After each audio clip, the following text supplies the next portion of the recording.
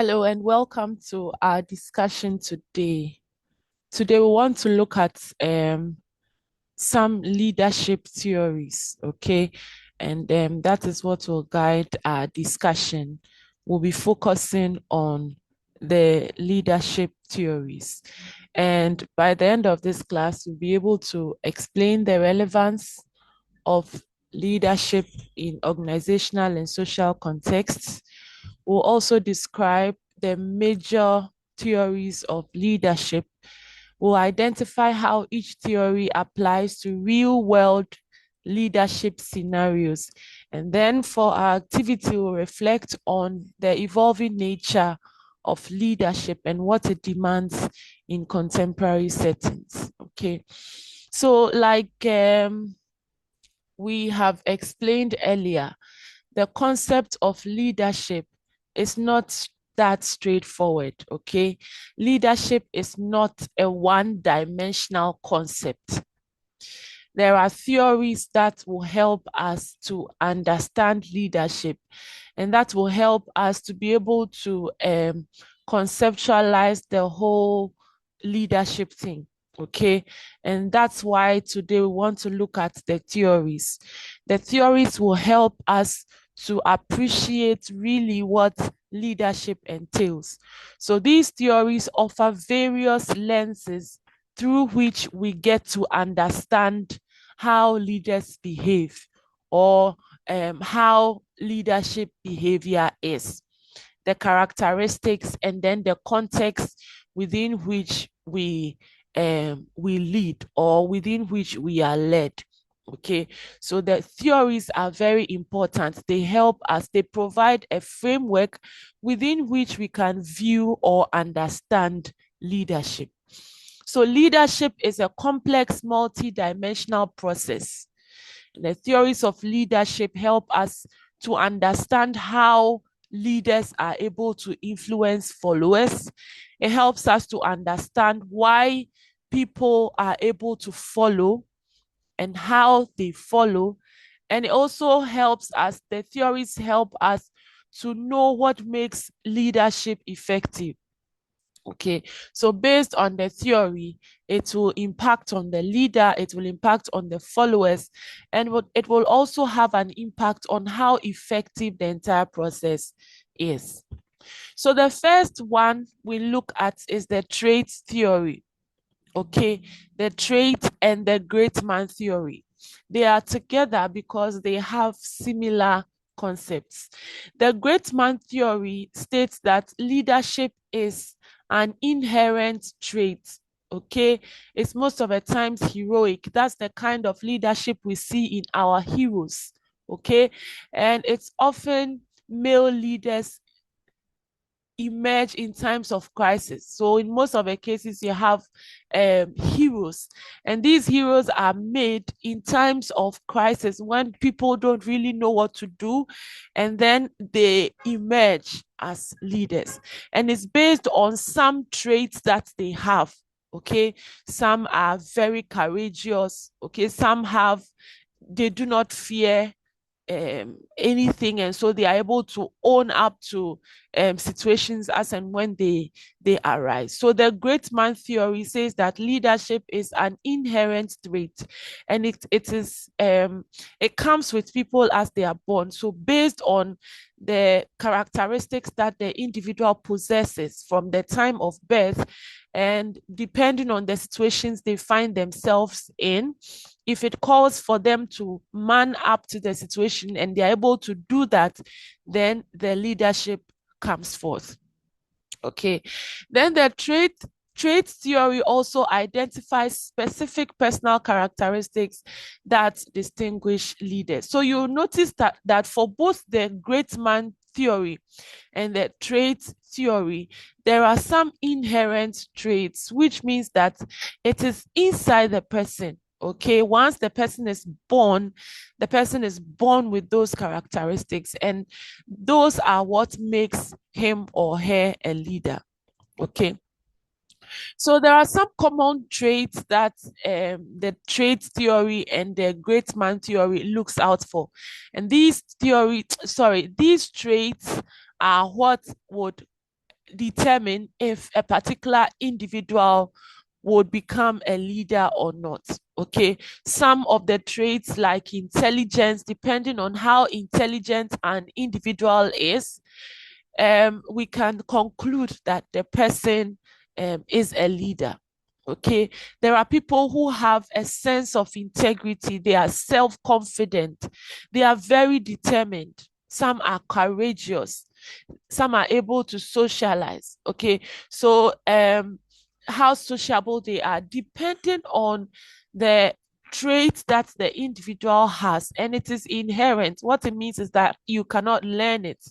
Okay, it comes with a person from birth, then it means that the person can lead. So for someone who is confident, or someone who has self-confidence and is determined, depending on wherever they find themselves, if a particular situation arises, you realize that such a person who is determined and is self-confident will rise up to the occasion and perform as a very good leader. Okay. So there are some criticisms of the trait theory and the great man theory. And the first one says that the trait theory mostly overlooks environmental or situational factors. What it means is that there are some situations that will not necessarily require that an individual has to be intelligent, or an individual has to be self-confident, or an individual has to possess some characteristics to be able to lead in. And so in those situations, it's really not necessary. But because the trait theory focuses on the characteristics or inherent characteristics of the individual, most of the times it does not consider external factors, because intelligence alone, charisma and self-confidence, all of those things, as good as they are, may not be applicable in some environments, or they may not be applicable in some situations. Okay, and so in that case, focusing on just the trait theory or the great man theory will not be helpful. So the first criticism is that it overlooks environmental or situational factors. And then the second criticism is that not every leader comes with all the traits. You and I know that everybody is different. People have different ways of behaving. Okay, so once we focus on the trait theory and the great man theory, then we limit the number of people who can become leaders, or we limit the potential of some people who do not possess these traits to become leaders. So not all of the traits are found in the leaders, okay, or in the leaders we see around us. Right. So based on all of this, there was the need for more research to be done, considering the criticisms of the trait theory and the great man theory. So based on the criticisms, further research was conducted, and that is what birthed the other theories. The next one we look at are the behavioral theories. Okay, so the behavioral theories shifted the focus from the inherent traits that people have to now the behaviors that the leaders possess. So there was a shift in focus from who leaders are, okay, to what leaders do. So the shift in focus from the traits to now the behaviors, all right, from who leaders are to what leaders do. And there are some studies that align with these behavioral theories. The first one is the Ohio State studies, right? And those studies focused on the task orientation and relationship orientation of leaders. Okay, so it focused on how people are able to initiate structure when it comes to performing a task. It looks at the group of people who are able to put together processes and plans, put together a framework or a structure that can help the activity to be done effectively. Okay. And then it also focused on the relationship orientation of the people, so that it's not just focusing on the structure or on the task that has to be done, but also on the people who are getting the work done. So people who are able to initiate structure, as well as give considerable consideration, or relate well with the followers or people who the leader is performing the work with. Okay, so the ability to initiate tasks, as well as be considerate with the people that you are doing the work with. Okay, then there were further studies with the University of Michigan. So there was the University of Michigan studies, and that one focused on employee-oriented leadership vis-a-vis production-oriented leadership. Okay, so whereas the Ohio State studies looked at initiating structure and a consideration for the followers, the University of Michigan looked at being oriented to the employee, okay, getting to know how the employee felt, what they were going through, and how it helped them to um, complete the task, or how it made it difficult for the task to be completed, as well as production oriented leadership. So it's a blend of the people plus the work that is done. So based on the two groups of studies, you realize that effective leaders are people who are able to balance both the task that has to be done, as well as the people who are performing the task, or the people who are completing the task. So effective leaders balance both the task and the people. All right. So you look at production versus the employees who are involved in the production. And then if you look at the task, you also look at the relationship with the workers. Okay. So effective leaders, according to the behavioral theories, balance both the task and then the people who are involved in getting the work done. Then there's also what you call the contingency theories. And the contingency theories state that it's not just what leaders do, but also the situation that the leaders find themselves in. Trait theories focus on who the leaders are, right? Then the behavioral theories focus on what the leaders do. Contingency theory says that leadership, or effective leadership, depends on the situation, so that it's not like a one size fits all. Depending on where the leader finds himself and the kind of people that he's working with, the leadership may or may not be effective. Okay, so the first one we looked at is Fiedler's contingency model. And this one says that the leadership style could either be task oriented or relationship oriented, depending on where the leader finds himself. Okay, so depending on a particular situation, the leadership style may tilt towards a more task orientation, or it may tilt towards a more relationship oriented one. And the effectiveness of this model is that for a particular leadership style to be effective, it depends on the style of leadership plus the situational control. And the situational control here involves the relationship between the leader and the followers, the structure of the task, and then the position power of that leader.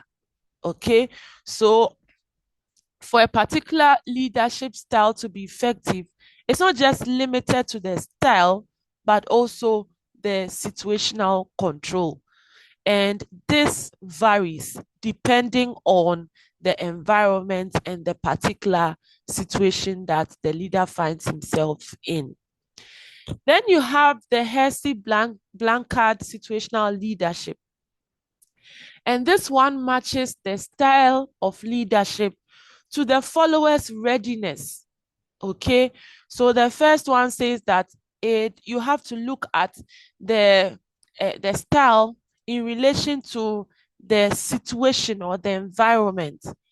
Then the Hersey-Blanchard focuses on the followers' readiness.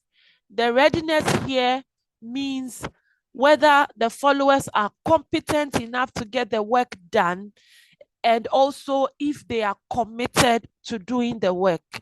So it matches the style of the leader to the followers' readiness or their competence and commitment to get the work done. So here you have 4 styles. You can have the directing.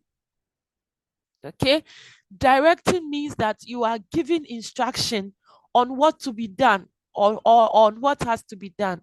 So the directing here will work for example, followers who are not really competent to get the work done. So they lack some skills. So based on the skills that they lack, the leader has to give direction on what has to be done. Okay, you can also use coaching. And coaching here means that people are competent, they are committed, but they just need you to guide them. Okay? The leader can also use a supporting style, or he can use a delegating style to get the work done or to lead the people. And remember that the leadership style here, whether it is directing, coaching, supporting, or delegating, is dependent on the followers' readiness, whether the followers are competent enough to get the work done, and also if they are committed to get the work done. And this leadership style is most of the times useful in teams where you have varying levels of, where you have different levels of experience. Okay, so in a team, you realize that the leader may have to use different styles for each member of the team, depending on their competence level and their level of commitment. Then we have the transformational versus transactional leadership styles. The transformational leader is someone who is visionary and someone who is change-oriented. So for a transformational leader, what the leader does is to inspire the followers beyond expectations.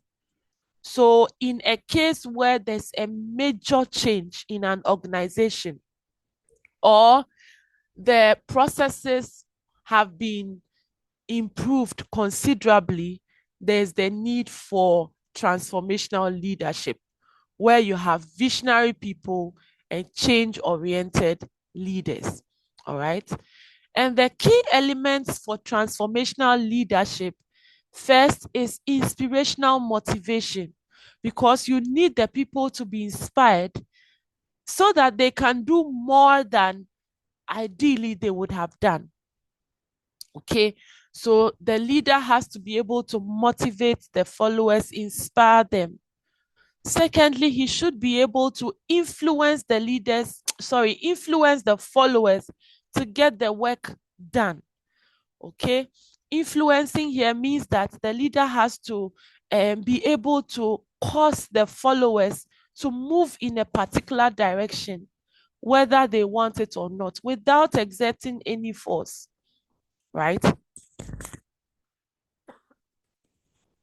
There is also the individualized consideration, where even if people are in a team, for transformational leadership, it is important that you work with the group but deal with the people individually, because you realize that even in a team, people get to work at different rates. People are able to understand concepts and apply them at different rates. So even though the people are in a team, it's important that the transformational leader considers the individuals in the team and helps them or meets up with them at the individual level. Then there's also the intellectual stimulation. A transformational leader can cause his followers to think outside the box, to come up with solutions where it's like they have run out of options. The transformational leader is able to push the followers to think, okay, and to come up with ideas. Then you have the transformational leadership, okay? Transactional leadership. The transactional leadership is purely based on transaction, okay? It's based on a clear exchange between the leader and the followers. So if you look at the ordinary work environment, it's a transactional system where the employee works maybe for the month or for a day or depending on how conditions are, and then is paid at the end of the period. So the wage or the salary that they get at the end of the period is the reward for the work that has been done. So that is purely transactional. For transactional leadership, what the leader does is makes known the rewards and the punishments attached to each activity. So for example, if you complete a particular task at a certain time, this is the reward you get. And if you fail to complete the task at maybe a set deadline, then this and that punishment will be given to you. So you'll notice that for transactional leadership, the activity of leading the people is based on clear exchanges, where in most cases people use threats to get the work done, where they threaten employees to get the work done. If you don't do this, this will happen to you, or do this, you will be rewarded this way, okay? And it helps people to get the work done based on a particular reward that they expect to get, or based on a particular punishment that they want to avoid, okay? And then the transactional leadership also emphasizes on structure, on order, and on performance. Okay. So for the transactional leader, you know where each employee fits in, what is expected of them in the organization. And the transactional leader expects you to do exactly what is expected of you in the organization. Okay. So you will notice that for every setting, you cannot have just someone being only a transformational leader, and you cannot also have a leader focusing on just transactional leadership. In most cases, you have leaders combining both the transactional style as well as the transformational style, depending on what the organization needs at that point in time. So, for example, at a time where an employee is supposed to complete a task as part of his job or his or her job description for that month, maybe the leader would incline towards the transactional leadership. And then at a time where maybe there is a change in process, there's a change in leadership, there are major policy changes in the organization, then it's important that the leader aligns with the transformational leadership style, right? There's also what you call the path goal theory. And the path goal theory of leadership is based on expectancy theory of motivation. Okay. So here, what the leader is expected to do is to provide guidance, okay, to help the employees or the followers navigate through the completion of the various tasks that are assigned to them. Okay, so with the path goal theory, a leader may adopt the directive style, the supportive style, the participative style, or the achievement oriented style. Okay, so all of these are dependent on what the leader expects. So based on what the leader expects from the followers, as well as how the followers are ready to get the work done at a particular point in time, the leader can provide guidance, okay? It can focus on the well-being of the employees, okay? Thereby providing support where necessary whilst they are completing the task. There are also times that the leader participates or gets the followers to work together. So the leader plus the followers together on the project, okay, where they share decisions, they share ideas to get the work done. All right. And then there are times where the leader has to push for excellence. And so it's focused on the achievement of a particular objective. So with the path goal theory, the main thing is that the leader, it's the followers to complete the task. So in guiding the followers, the leader removes obstacles and helps the followers to get the work done effectively. So for example, if there is the obstacle of ignorance, the leader has to provide obstacle of maybe a particular equipment not working like it's supposed to work. The leader has to provide direction on what has the from the path goal theory perspective, removes obstacles and aligns leadership behavior with the needs of the followers as well as the work environment. Okay.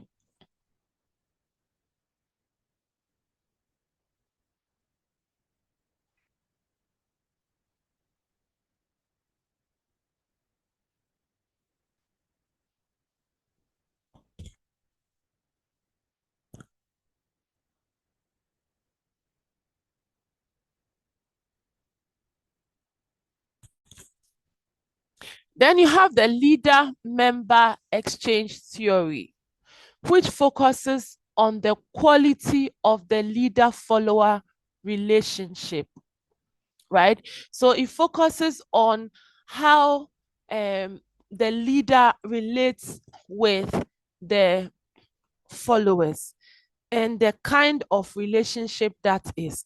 Okay, so with the leader member exchange theory, if people are working in a group, for example, a team and their leader, within the group, it is expected that there's a high level of trust in the group. And whilst you have a high level of trust in the group where the followers are able to have more trust in the leader, or they trust the leadership they have, you realize that it makes them more responsible. So within the group, you have team members showing traits of trust and a high level of responsibility, okay, within the group. And then outside of the group, there's a more formal relationship as well as the transactional relationship. We spoke of the transaction where you have rewards, punishment for a particular task that is expected to be done. Okay, so the implications of this is that in a team where you have a high quality of exchanges, okay, exchanges in the form of trust and responsibility, then there's a higher commitment and a higher performance. Okay, so if you have a group of people working in a team where they are sure that there's a high level of trust, they are able to work well with their team members, there's a formal relationship, okay, and what you are promised is given to you at the end of the task that you are given to do, realize that then there will be a greater level of commitment as well as a high performance within that group. So when this happens, it encourages inclusivity and helps build relationships across the team. Okay, so basically that is the leader-member exchange theory. This theory encourages inclusivity, where everybody feels that they are a part of the team. They feel that they belong. Okay, and it helps to make people work, or it makes people work in a better way and produce the results that they have to produce with the feeling and with the knowledge that they are being appreciated, okay, in the group. Then we also have the servant leadership. And the servant leadership, like the name says, focuses on the fact that the leader first has to serve before he leads. Okay, so as a leader with a servant leadership, it's expected that the servant leader listens, shows empathy, shows stewardship, and shows a genuine commitment to the growth of his followers. Okay, and the servant leadership is very important in most mission driven contexts. So, where you have like the NGOs, the non-profit organizations, where you have educational institutions, you have religious organizations, it is important that leaders incline with the servant leadership framework. Okay. This is because you realize that most of the non-profit organizations, the religious institutions, and most educational institutions are service oriented. Okay, so you are working to ensure that some needs are provided to the people. Okay, so based on that, it's important to incline towards the servant leadership, where the leader is inclined to service. Okay, it's inclined to serving first and then leading. Okay. Then in recent times, there's the adaptive leadership concept. Okay, where leadership is is is such that it is dynamic. Okay, you cannot say that a leader makes use of a particular framework and that's how they lead until the end of their service, no matter the environment and no matter the situation. So, adaptive leadership says there should be a need, or there should be a case where leaders are able to lead through complex change and uncertainty. All right. So you don't know what is even going to happen. You don't know how the environment around you is going to change. All right.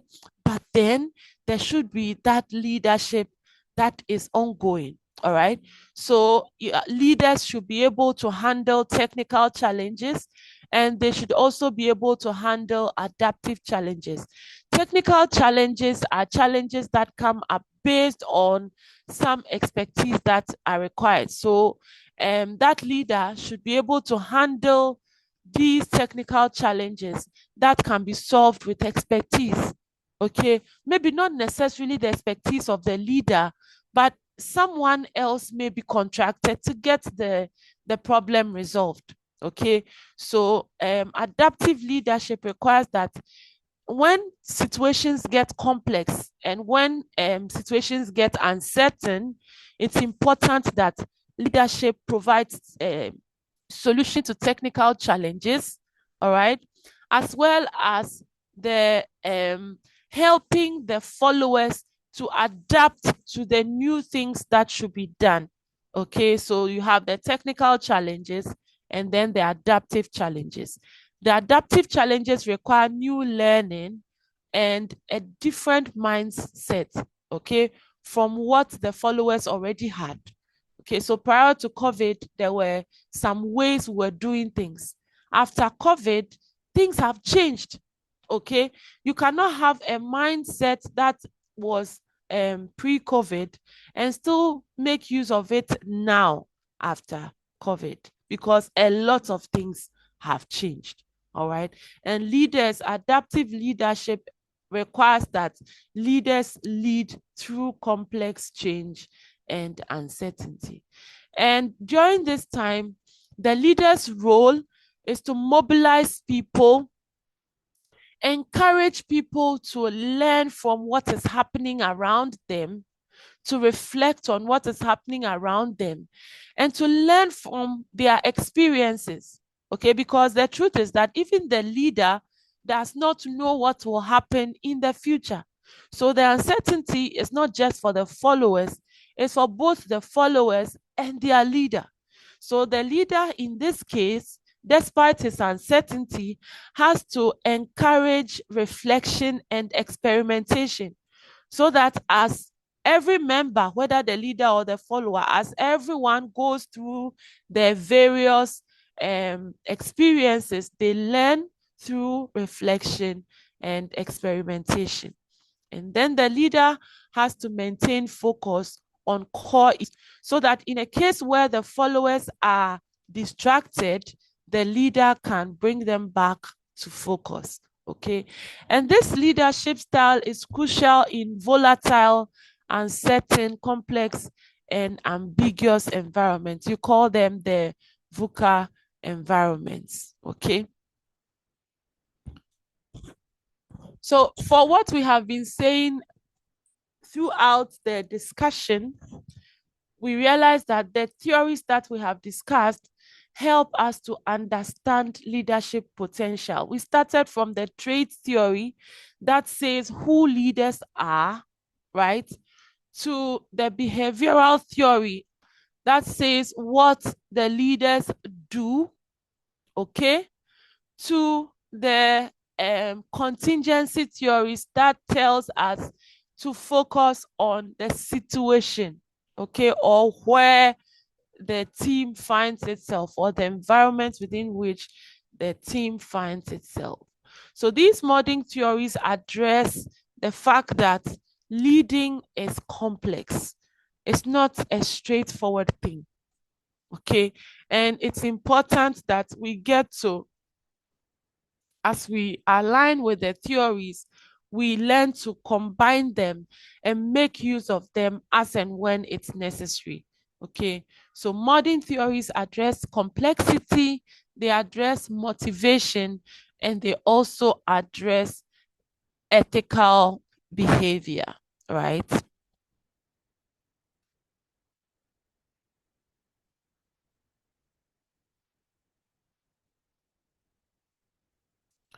So these are some further readings for you. The first two articles, I want you to download them, right? You can get them on Google Scholar. I want you to download them, and then for your group activity next week, we'll have this presentation in class. For each of the groups, what you're expected to do is to download the first two articles, right? The first one talks about assessing transactional and transformational leadership on work group behavior. Then the second one talks about the path goal theory of leadership. I want you to download these two articles, and then each group will give a summary, a presentation of the summary. Okay, so you are given a presentation of a summary of the two articles, and that is a group presentation for the various groups. Okay, and that is for next week. For your activity today, what you are supposed to do is to, as an individual, identify which theory resonates most with your leadership style as an individual, okay? And then you also find how transformational and adaptive leadership can be combined in a startup. A startup is a business that is now, it's not like a business that has been in operation for a long time. A startup business is a new business, okay? A business that just started operations. So you want to discuss how transformational and adaptive leadership can be combined in a startup. And then the last one, you want to tell us what challenges arise in applying servant leadership in a corporate environment. These three questions, right, should be answered by you and submitted to me by email. Okay, so you work on these and submit to me by email. All right, I believe this is clear. The submissions should get to me before I meet you in person. I believe this is clear. If you have any questions, you can reach out to me and then we can discuss further. Okay. I wish you all the best. If you have any challenges, like I said, do not wait till the last minute. If you have any challenges, discuss them with me and then let's resolve them. You can reach out to me on the various platforms that we share, and then the concerns will be addressed. Thank you all very much, and I look forward to your responses. Bye-bye.